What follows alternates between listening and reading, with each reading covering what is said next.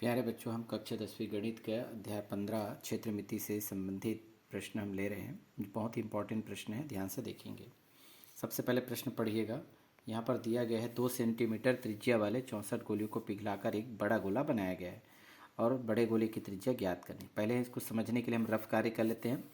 2 centimetre त्रिज्या वाली कितनी गोलियाँ हैं? 64 गोली। मान लेते हैं कि ऐसे इस तरह से इसकी जो त्रिज्या है ये गोले हैं और इस तरह से गोलियाँ 64 है मान के चलिए। अब इसको क्या करते हैं, पिघला दिया जाता है और पिघला करके इसको हम बड़ा गोला बना देते हैं। तो है ना, ये 64 गोलियां हैं। कितनी गोलियां? 64। और इसको पिघला करके क्या करते हैं, बड़ा गोला बना दिया जाता है।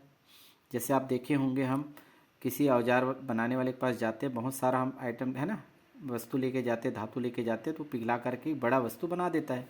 ठीक वैसे यहाँ पर गोलियाँ हैं बहुत सारे 64 और इसको पिघला करके वो बड़ा गोला बना देता है।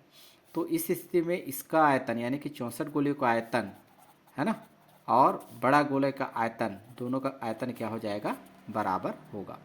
ठीक है, तो इसी को हम मान लेते हैं। चलिए, क्योंकि 64 गोलियाँ है तो ये भी गोले के समान है, ये भी गोला ही है, तो इसकी भी त्रिज्या होगी, इसकी भी त्रिज्या होगी। तो दोनों की त्रिज्या को आर न मान करके अलग अलग वैल्यू मान लेते हैं। तो मान लेते हैं कि छोटे गोले की त्रिज्या है आर, स्मॉल आर, और इसकी त्रिज्या कितनी दी गई है? 2 सेंटीमीटर। ठीक है, अब आगे देखेंगे बड़े गोले की त्रिज्या जिसको हमको ज्ञात करनी है, ये हम मान लेते हैं कैपिटल आर। ठीक है, ये क्वेश्चन मार्क रहेगा।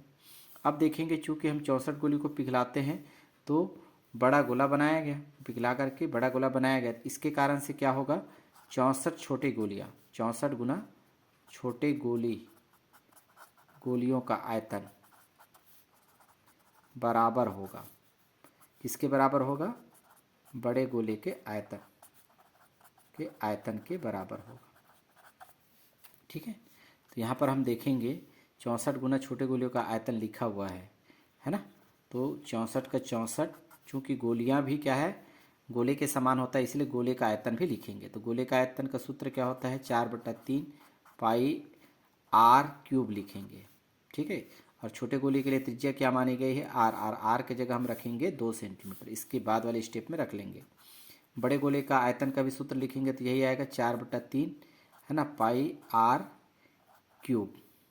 लेकिन इसके लिए हमने बड़े गोले की त्रिज्या हमने क्या माना है? कैपिटल आर, तो इसलिए स्मॉल आर ना लेकर के कैपिटल आर लिखा जाएगा, ध्यान रखेंगे।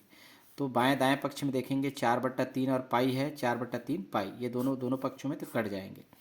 तो हमारे पास क्या बचा है यहाँ पर? 64 गुना, अब हम स्मॉल आर का मान रख सकते हैं, देखेंगे 2 सेंटीमीटर। तो 2 का त्रिघात, तो 2 को हम कितने बार लिखेंगे? 3 बार, 2 गुना 2 गुना 2 बराबर कैपिटल आर का त्रिघात।